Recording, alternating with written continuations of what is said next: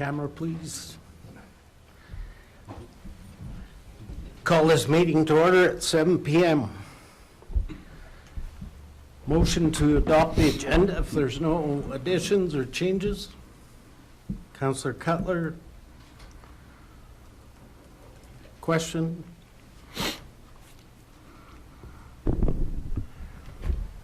Moved by Councillor Cutler that the agenda be accepted as presented. Motion to adopt the minutes from, all in favor. Approved. Motion to adopt the regular minutes from October 23rd, 2023. I'll make a motion to adopt the regular meeting minutes. Question? Moved by Councillor Meister that the regular meeting minutes of October 23rd, 2023 be accepted as presented. All in favor? Approved.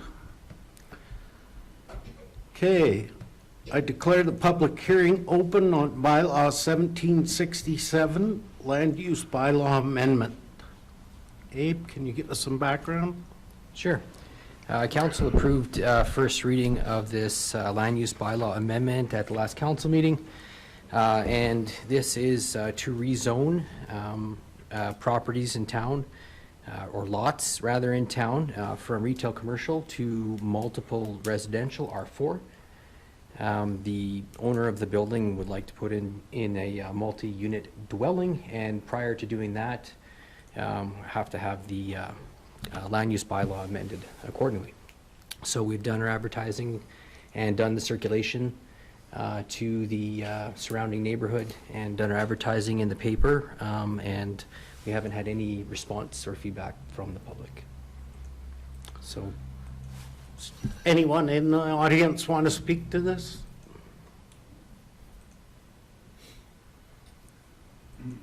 Seeing none, I close the public hearing. Delegation, Claresholm District Museum Board. Abe.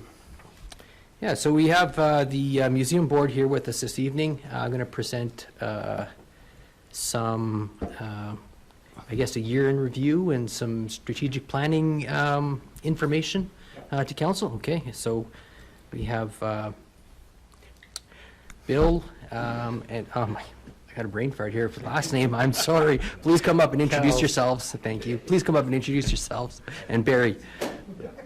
Thank you. Yeah. I think I need some sleep. Do you want us to sit or stand? Sit and just turn on the Oh, so the, okay, yeah, gotcha. Can you Please. turn it on, Bill? There we go. Because we can't see the red light. Okay, thank you. My name's Barry Gibbs, and I'm the chair of the museum board, and we wanted to come in today as a delegation and talk to you a little bit about what's happening at the museum. I'm going to talk about the museum board and about our strategic plan, and Bill's going to talk about what's happening at the museum this past year.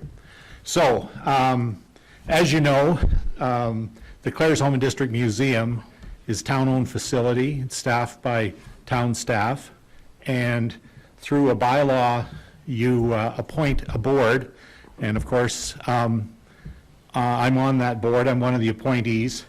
I would like to introduce you to the other members of our board who are all here in attendance today.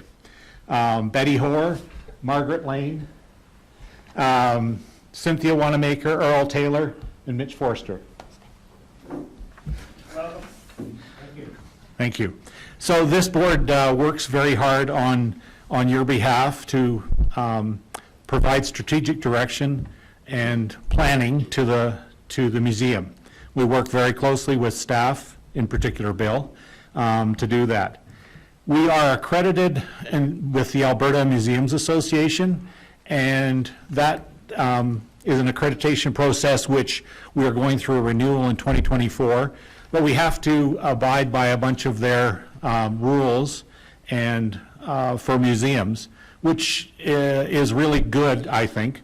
One of the things is that we have to serve the public through preservation, study, and interpretation of cultural and history, natural history.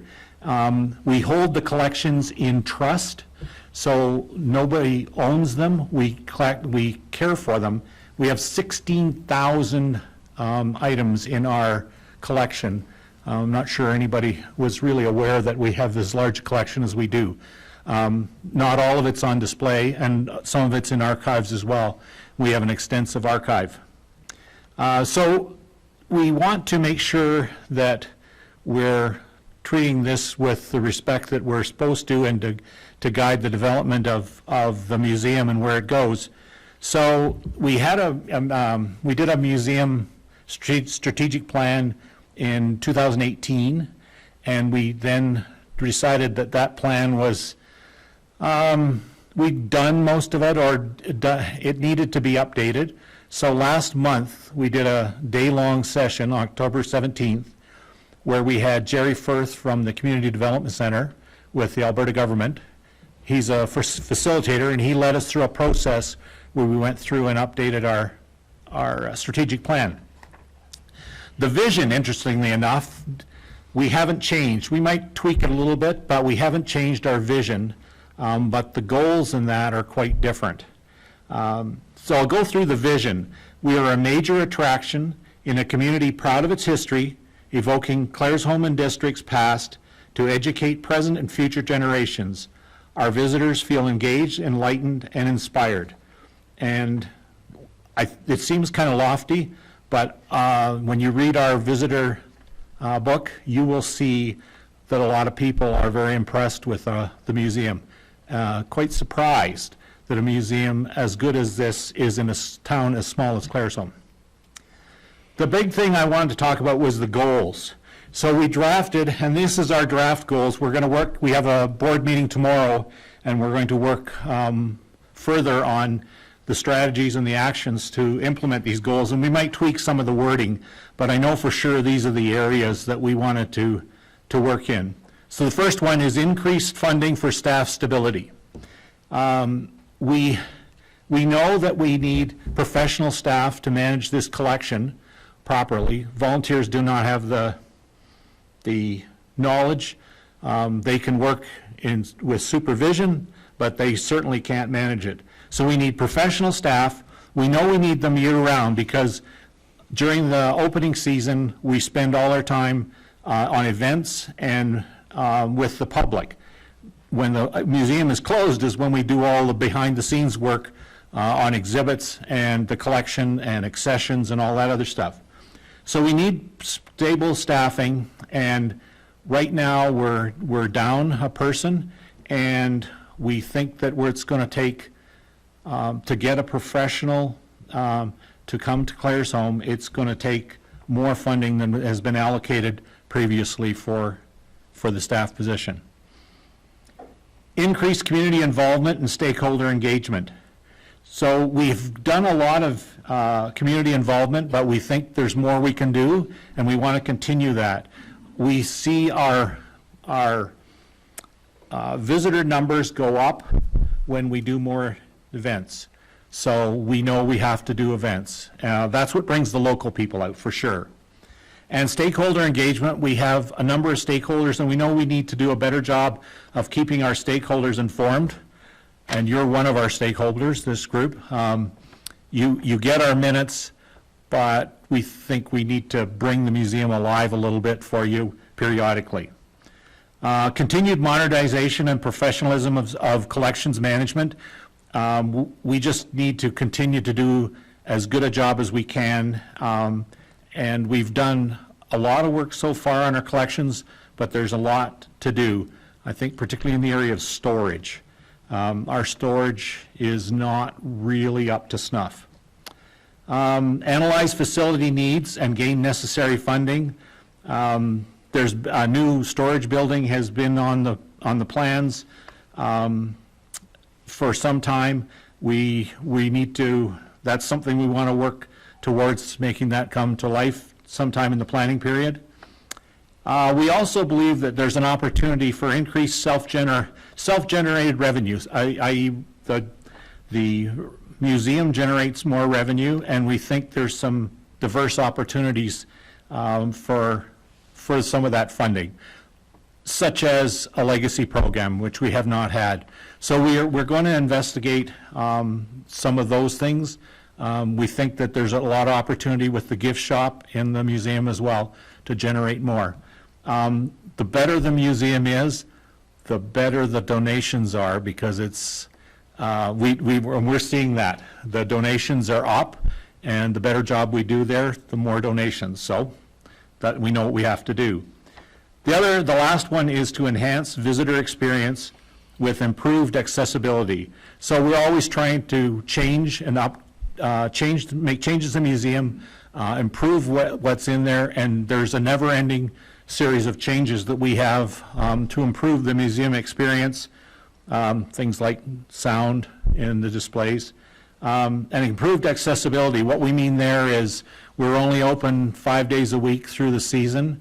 We think we need to be open 7 days a week through the season, and we think we need to be open more often during the year. So we need to work on how we can do that. So those are the goals. I don't know if anybody has any questions about them.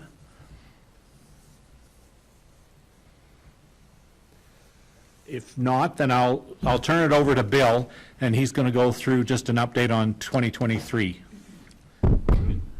Thank you, Barry. And you covered a lot of what I'm going to cover, but I'll go through it quickly. My name is Bill Kells. I'm the Executive Director for the Claresholm District Museum, and I'd like to thank you all very much for the opportunity to come and speak before you tonight. And I wanted to just cover off on the museum annual report for 2023. 2023 has been a busy year and has shown us that people's confidence in getting out and mingling in public is returning. That visitation to the museum and tourism in general is rebounding. It was also a successful year for important growth and improvements within the museum. In addition to the day-to-day responsibilities associated with managing the museum, we continually focus our attention in key areas. One of those areas is exhibits. And this year we downsized but enhanced the Louise McKinney exhibit to focus more on Louise rather than the famous five, which she was noted for being part of. It was originally created as a shared exhibit with the United Farmers Historical Society. It opened in 2019 by the Lieutenant Governor of Alberta, and we downsized it this year by reducing it. 32 panels that we had borrowed from the library, we returned those, and we have other panels to replace those. We opened a transportation exhibit called Trains, Rails and Roads in May, and we're in the process of finalizing a Gwendolyn Toon doll exhibit of over 350 dolls to open on December the 31st, Old-Fashioned Christmas. We're also currently enhancing the firefighting and farming exhibits to open in 2024, May of 2024, partly to provide better exhibit lighting, but also to facilitate turning off the last bank of overhead fluorescents, resulting in only aisle and exhibit lighting throughout the entire museum. This lighting initiative started during the COVID shutdown, in part thanks to the Town Council approving carrying over unused budget from 2020 to help fund the project. This initiative has been the single biggest transformation within the exhibit hall in recent years. Another area of focus is community engagement, very important.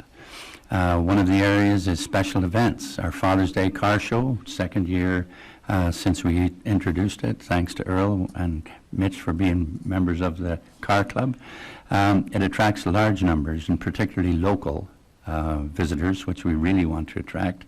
But equally as important, it involves other community groups, such as the Lions providing the breakfast and the social center with the lunch. Fair Days Friday night, second year again, with Megan's hard work, attracts many local visitors to the museum. Tea on the Lawn, a really popular event for years, is an annual event to which we've added many fun children's games this year.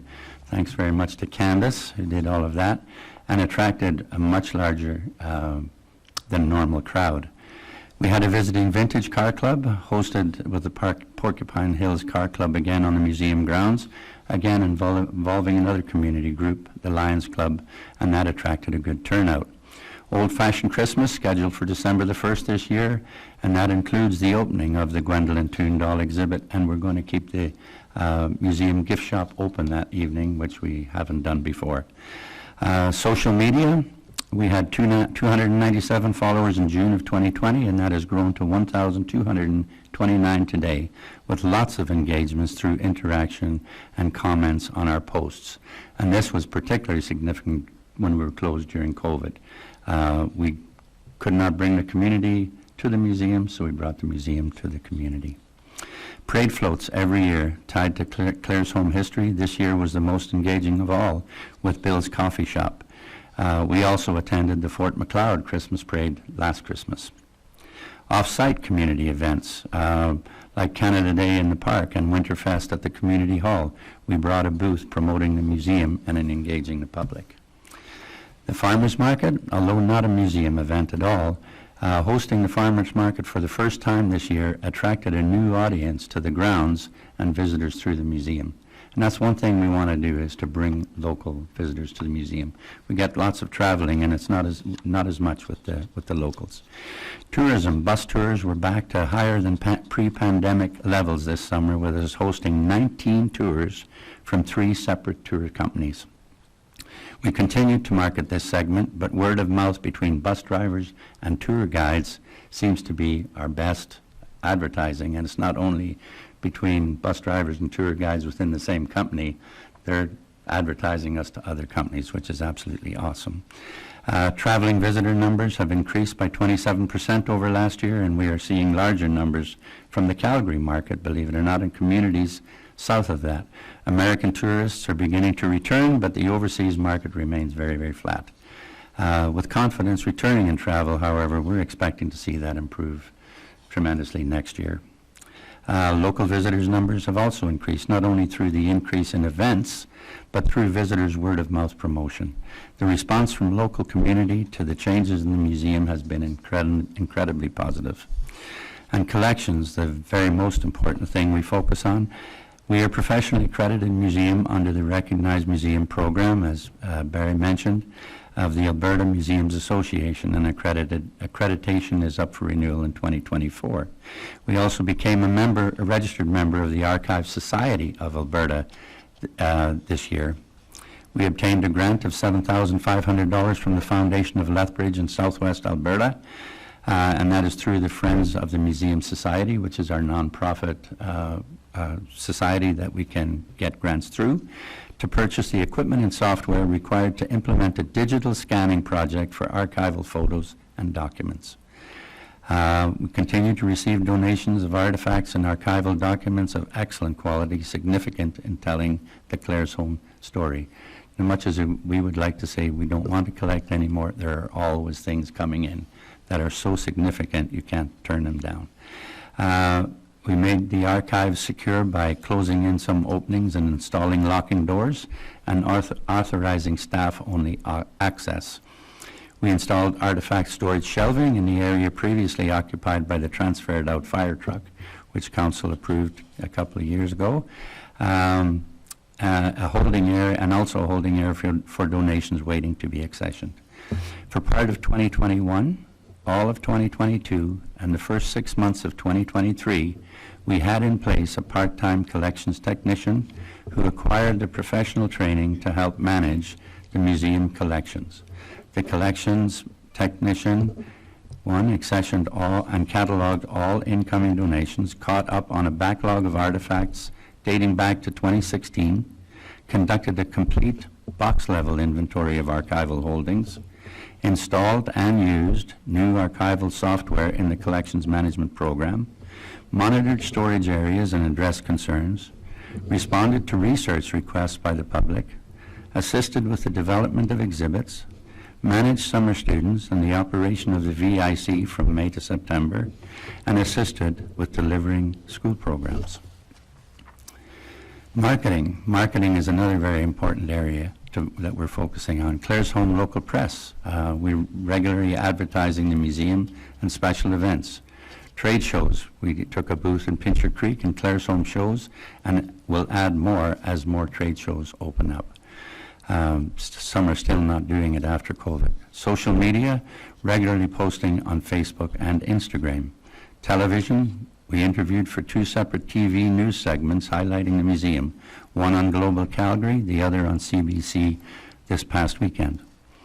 Through the marketing committee formed in early 2022, we have begun to pull together photos and promotional information to include in both a new brochure and promotional video to attract more visitors. We are constantly reminded that the museum in Claresholm is now of a quality and professional standard worthy of promotion as an attraction. And we will promote it to Travel Alberta, Alberta Southwest Regional Alliance, Tourism Lethbridge, municipally run visitor information centres in southern Alberta, through Economic Development Claresholm, and through tour bus companies, etc. Volunteer contribution. And this, in conjunction with collections, is probably our next most important area to be focusing on. Volunteer contribution, both from the Friends of the Museum Society and the Museum Board of Directors.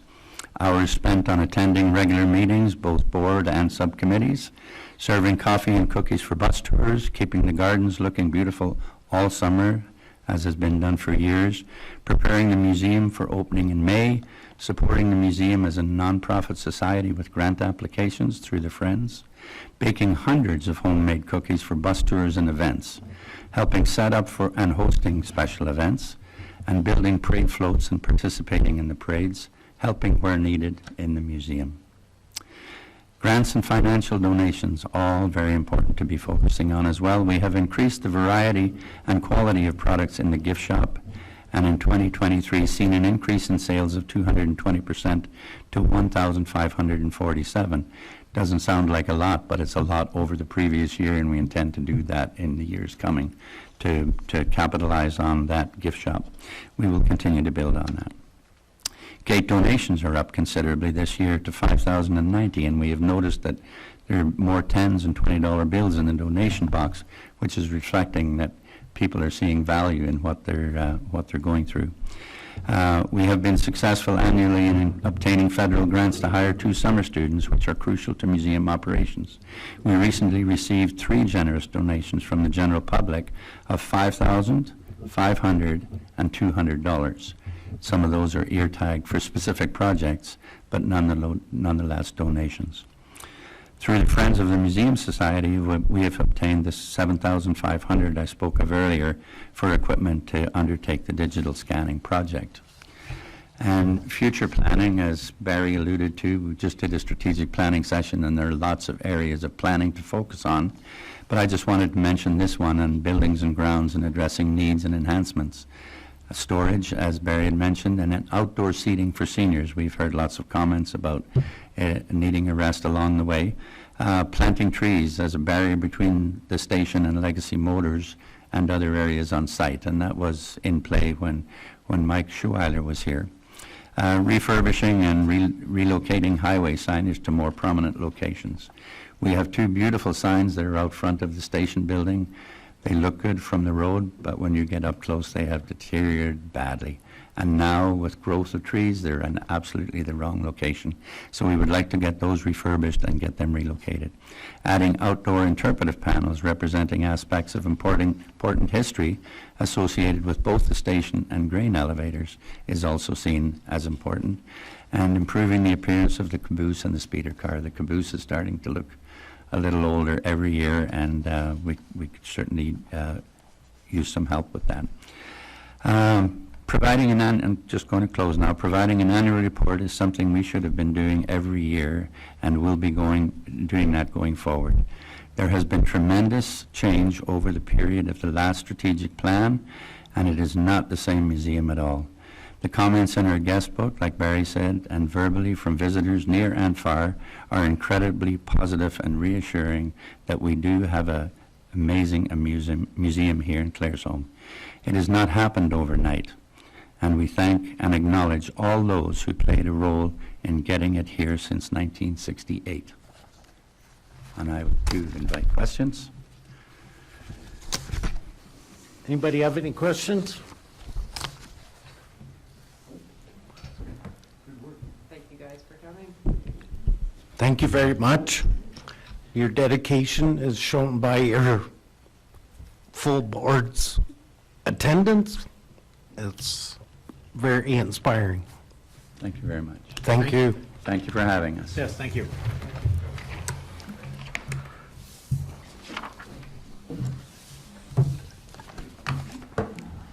Was he leaking?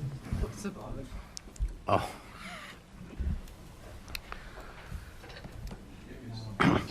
Okay. Action items. Number one, bylaw 1767, land use bylaw amendment, second and third readings. Abe? Yeah, so second and third readings of land use bylaw 1767, which is the subject of the public hearing that we just had. No comments again from the public during the public hearing. Can I have a motion for second reading, please? I'll make a motion to give bylaw 1667 its second reading. Counselor Zimmer? Question? Moved by Counselor Zimmer to give bylaw number 1767, a land use bylaw amendment, second reading. All in favor? Approved. Could I have a motion for third reading, please? Counselor Ross? Question? Moved by Counselor Ross to give bylaw number 1767, a land use bylaw amendment, third and final reading. All in favor? Excuse me. Approved. Action item 2, bylaw 1763, land use bylaw amendment. Abe, first reading. So this is land use bylaw amendment 1763, first reading on the agenda, and this is to rezone a portion of what is previously public land to single detached residential, to R1. Council has approved transferring this land to this landowner previously at a previous council meeting.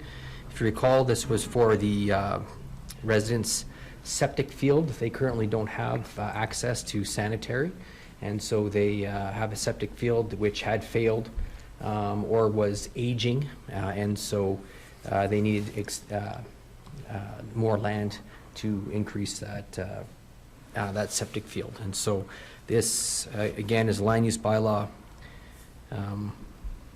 amendment to align the zoning so it can be, transferred to the landowner. Questions?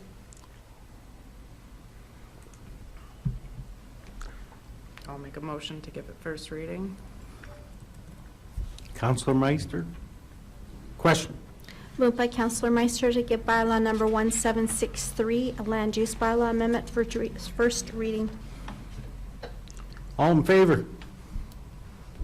Approved. Okay. Actions. Item 3, bylaw 1765, BMO operational borrowing bylaw, first reading. Abe?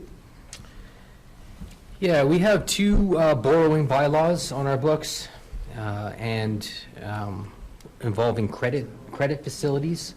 One is a line of credit, and one is a credit card account. Both of them have to have borrowing bylaws on them. The line of credit is a principal sum of $450,000. If you recall, Council, this is a bylaw we're required to update every year. The line of credit hasn't been used for some years. However, it is good standard practice for municipalities to have these, even if they don't use them, in case it's kind of a rainy day fund, emergency management type of things, to have that on hand and that financial mobility to deal with pressing issues. So we recommend that we update that and keep that. One small change would be the previous bylaw stated that the maximum interest rate would be 5%. We're obviously significantly above that with current interest rates. It's now 7.2%, so we have amended the bylaw to read that the interest rate would not exceed 9%. And then the other borrowing bylaw we have is the credit card for our town credit cards. Those are used often, every day, for just operational purposes. And the limit on those is 50,000, and that's dispersed throughout several cardholders throughout the organization. So those are on the agenda for both of those for first reading. Questions? I can make first bylaw movement. Councillor Kettles, question? Moved by Councillor Kettle, to give bylaw number 1765, the BMO operational borrowing bylaw, first reading. All in favor? Approved. Could I have a motion for 1766, please? I'll make a motion to give 1766 its first reading. Councillor Zimmer, question? Moved by Councillor Zimmer to give bylaw number 1766, the AMSC operational borrowing bylaw, first reading. All in favor? Approved. Okay. Bylaw 1770, Water and Sewer Bylaw Amendment, second and third readings. Abe? So second and third readings of our water and sewer utility bylaw. Really, the only updates, the only updates we're having here are recommendation to update the fee schedule, which I'm having problems pulling up here. There we go. So the fee schedule runs 2024, 2025, and 2026 with 3% increases, accounting for inflationary costs across the board for each of those years. Questions?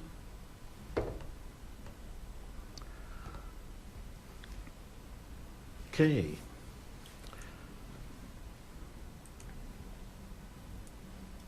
Bylaw 1772, Land Use Bylaw Amendment. There was no motion on this. Second and third. Second and third reading. Okay. Second, Yeah, they're not in it's the not on our agenda. agendas. Could I have a motion for second reading, please? Diana? Question? Moved by Councillor Ross to give bylaw number 1770, a water and sewer bylaw amendment, second reading. All in favor? Could I have a motion for third reading? I'll make a motion to do the third reading for bylaw 1770. Councillor Zimmer, question? Moved by Councillor Zimmer to give bylaw number 1770, a water and sewer bylaw amendment, third and final reading. All in favor? Approved. 1772, Land Use Bylaw Amendment, first reading. Abe?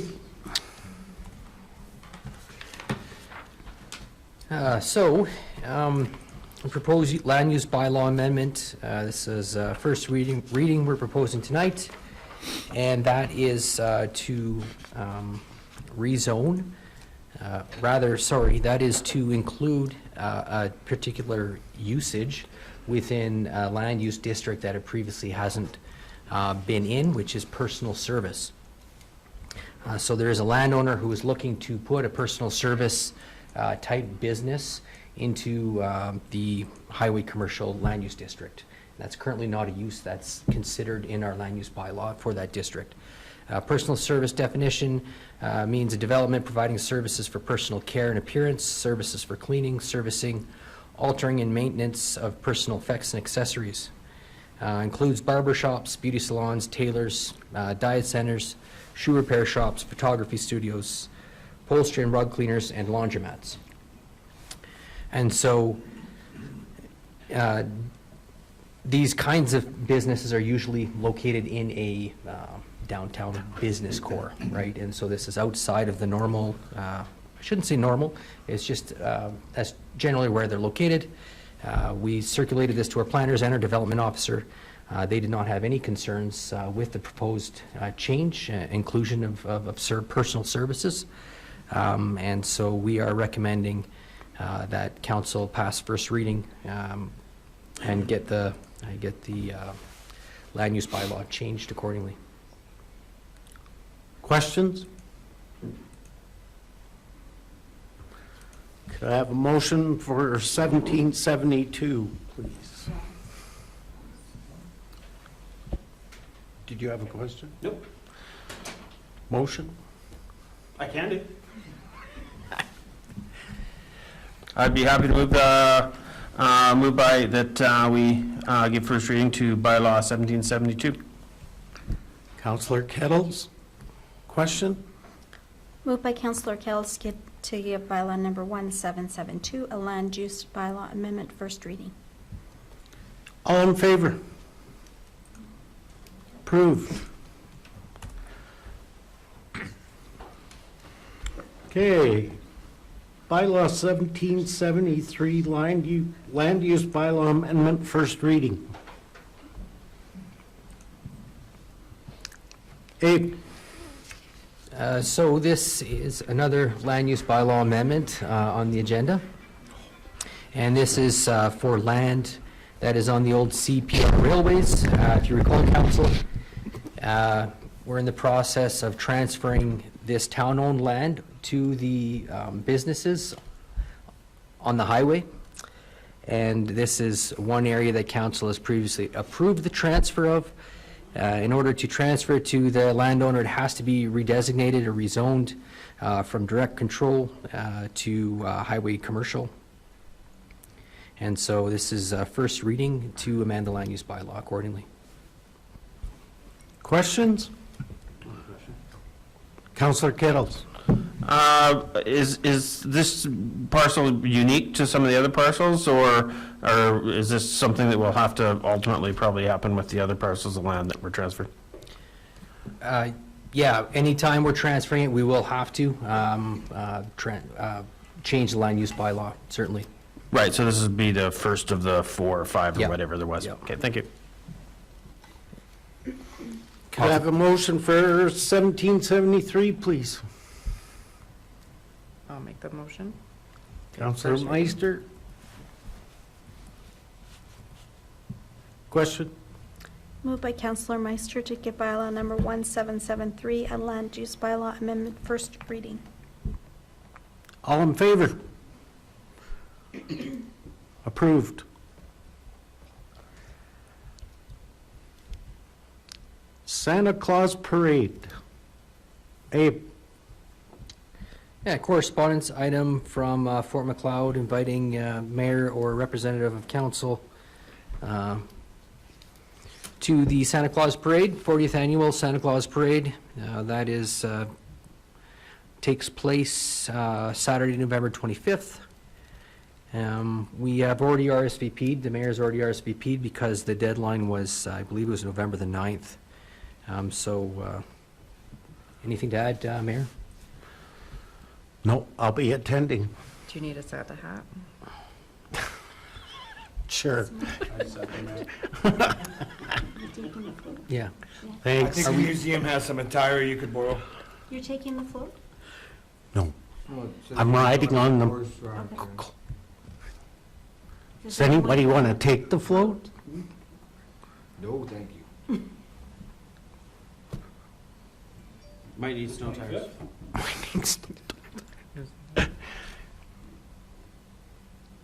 Okay, Hold on. Can you do it, Craig? what? If nobody Council. else will step up, I can take the vote. That'd be awesome. I have Santa hats How'd for it you go? too. That'd be perfect, because I don't have anybody lined up. All right. Get Tracy to get it ready for you. Counselor Cutler, you had a question? Nope, I was asking you to hold up for Councilor Oh, Zaire. okay. He's checking his phone for availability. Correspondence, Old Man River Regional Services Commission. Abe? Yeah, so we have a number of planning services that we use ORSC for, Old Man River Regional Services Commission, and they oversee our subdivisions. They are having some fee changes. They've noted those fee changes here. Previously, they gave us, the town, the municipality, a reduction of 50% of their fees for subdivision of municipally owned land. Also, no charge for registering municipal reserves, those municipal reserves and public utility lots. That policy has now changed. My understanding is ORSC is under a bit of pressure recently to raise fees, and so this is one of the measures they're taking. Questions? Councillor Kettles? Does this represent a, how to put this, significant dollar amount to the town of Claresholm, or is this just a little blip? It's not a lot, but I can definitely get an info brief, maybe for the next council meeting. Are we talking 2 figures, 3 figures, 4 figures, or 5 figures? I don't know off the top of my head. The subdivision fees, I believe, are $3.50 per subdivision if they're covering half of that, so that's $1.25 every time. I don't know. I really don't know what it without looking into it, though. But really, we're not into it for 10 grand. It Oh. could be 1,000 kind of thing. No. Okay, thank you. Okay. Request for decision, Fire Department Business Plan. Chief White.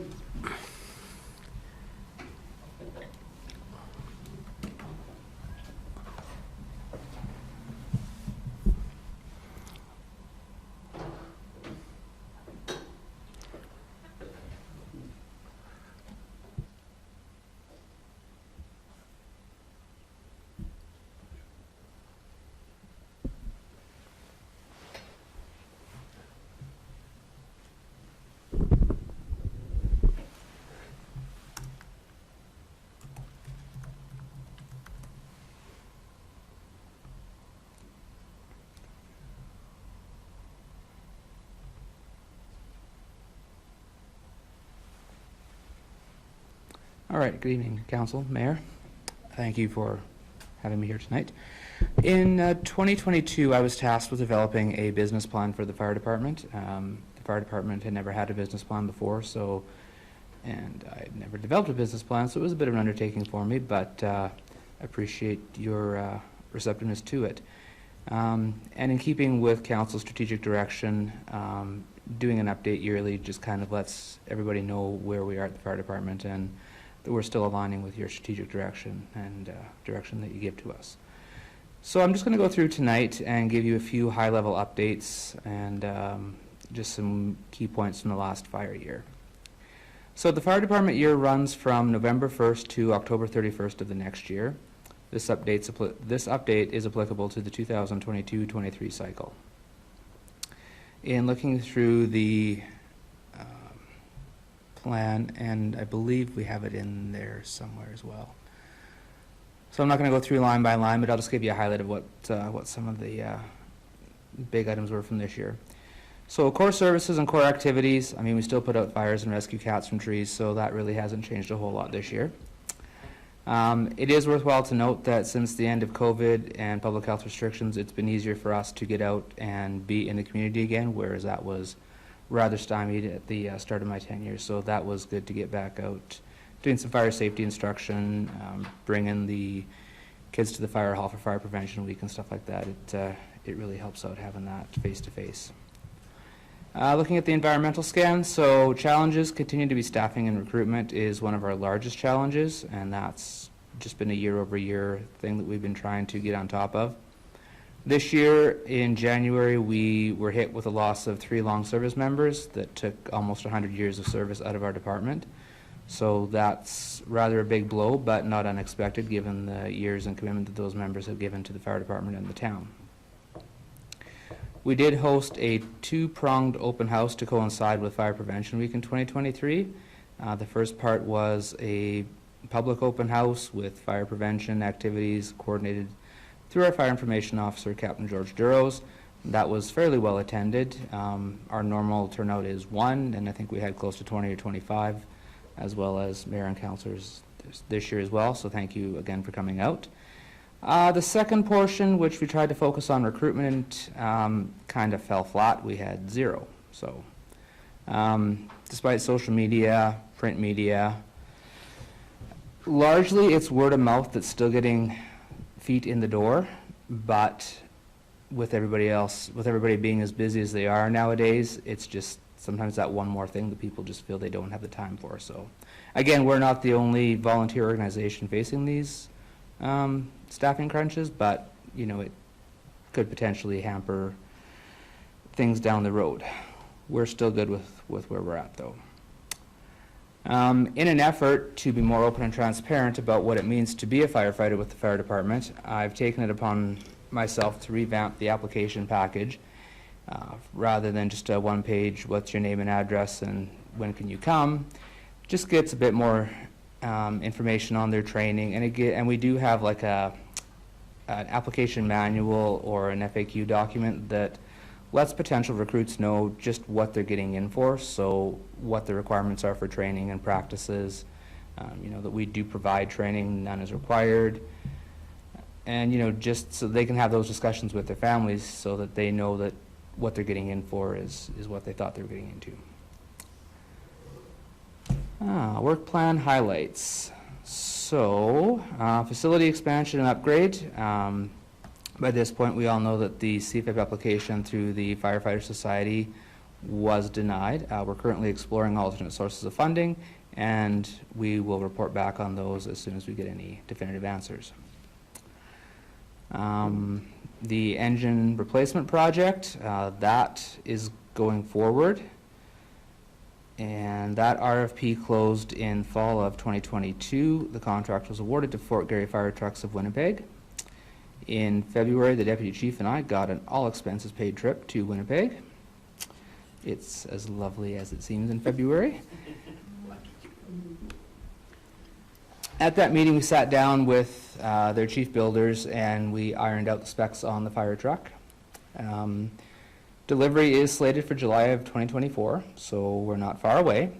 And Fort Garry Fire Trucks has a pretty large social media presence, and every Tuesday as new apparatus enter the floor, they do kind of a splash of the community it's going to and, just a little bit about it.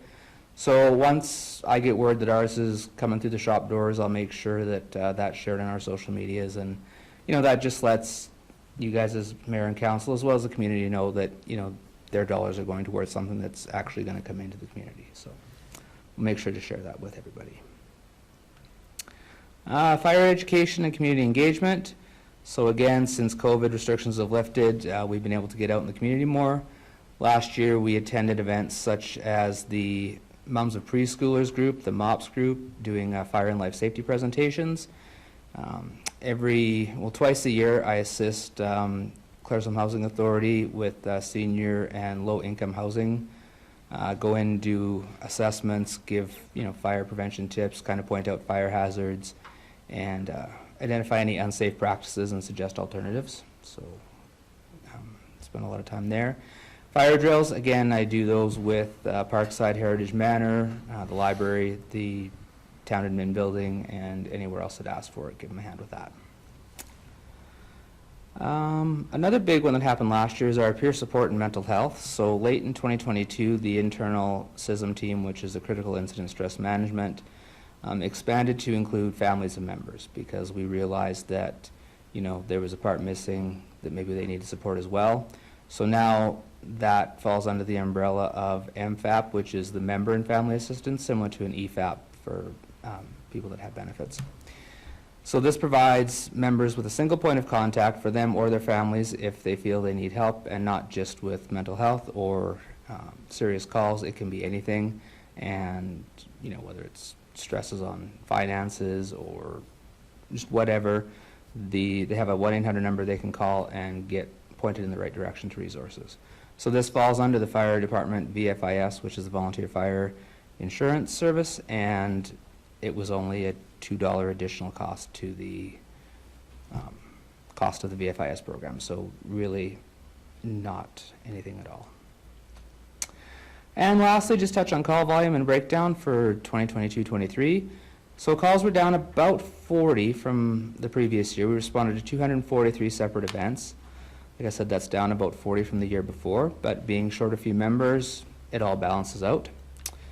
Highlighting some of our highest call type responses, EMS and medical still leads the way, followed by safety codes, fire inspections, fire investigations, motor vehicle collisions, and outside fires. And that is my quick overview of the business plan. Questions? Questions? It's a good update. I want to extend my appreciation. That report is very well done, touches all our key points. When the new engine arrives, I would like to see a celebration to show our appreciation for our fire department and that we're providing fire protection for the community. Absolutely. Thank you. Thank you, Council. Thank you, Mayor. Could we get that on the website? Yeah, you sure can. Perfect. Thank you. The plan, yeah, I believe it is already shared on the website and the fire department website, so I'll get an update to create. You want a motion to accept that? Okay. Yes, yeah, we need one, yeah. Happy to do it. Councillor Meister made a motion to accept that. Question? Moved by Councillor Meister to approve the Claresholm Fire Department's Business Plan 2023 update as presented. All in favor? Approved. Request for decision, Chamber of Commerce Business Awards. Abe? Yeah, so we have a request here from the Chamber of Commerce to support their business awards. They have a yearly chamber, Claresholm District Chamber of Commerce local business awards. Sponsorship is $150. And we're recommending that we sponsor the Business of the Year award. That council does that. Questions, concerns? Could I have a motion? Councillor Ross, question? Moved by Councillor Ross to support the Claresholm District Chamber of Commerce's yearly business awards by sponsoring the award for Business of the Year in the amount of $150.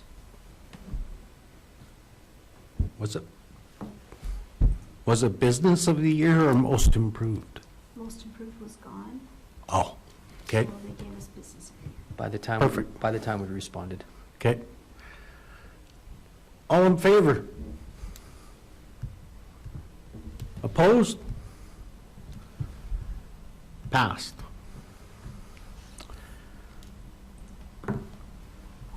Financial report.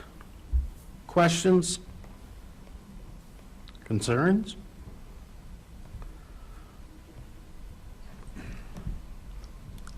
Could I have a motion? I'll make a motion to accept the consolidated income statement for September 30th of 2023. Councillor Zimmer, question. Moved by Councillor Zimmer to accept the consolidated statement of operations for the month ended September 30th, 2023 as presented. All in favor? Approved. Information brief, urban wildlife concerns. Abe? Just a follow-up to last council meeting when we talked about some wildlife concerns. Some residents connected with council and just expressed concern that deer are attacking people's pets. So we did follow up to get some information from Fish and Wildlife. We've got those details here. Basically, They do looks like they take all complaints and do investigations. I don't know if we were able to get any answers on this specific complaint or concern from the resident. But they did say generally this time of year is quite, I guess, it can be a dangerous time with wildlife, and the onus, unfortunately, is some animals do get injured. The onus, at the end of the day, is on the pet owner to be mindful or to perhaps go in areas where there might not be deer. If deer have access to your backyard, you have to be vigilant. Unfortunately, things do happen even when residents are doing this. Being vigilant and being watchful. It is just a dangerous time for some pet owners. If there are any issues, you can always call the police if you need immediate assistance, and they did say, Fish and Wildlife did say, feel free to call us. They're happy to follow up on the complaints that they receive. In response, we have issued information in the, perhaps via Facebook, I think, hey? It's just how to protect yourself and your pet and do what we can. There's not a lot that we can do municipally other than draw attention to it through our social media circles and try to give people ways of dealing with the wildlife. Thank you. Information brief, council committee report. Thank you, Councillor Meister. Oh, thank you, too. You guys like reading my stories? Any Hey. questions, additions? Okay, information brief, council resolution status. Abe? Any questions from council on the past resolutions? We've got some updates for you on what's been done and what's ongoing.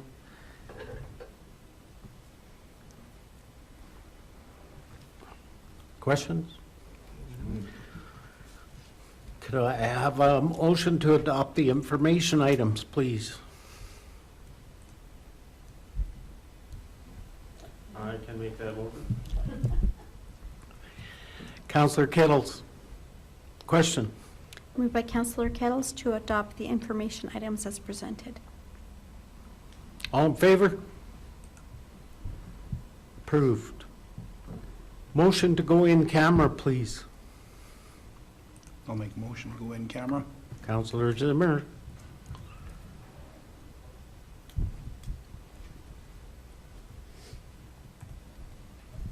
Question?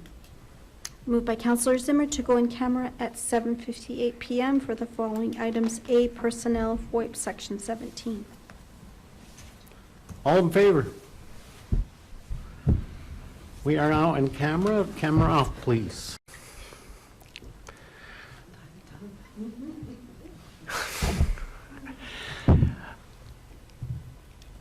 Can we have a motion to come out of in camera? I don't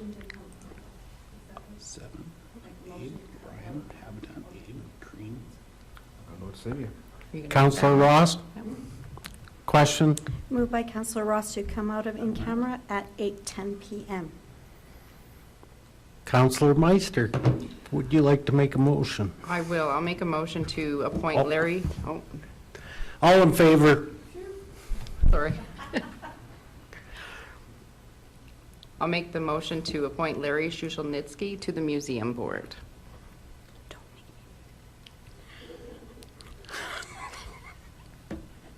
Question? Moved by Councillor Meister to appoint Larry Shuzelniski to the Claresholm Museum Board.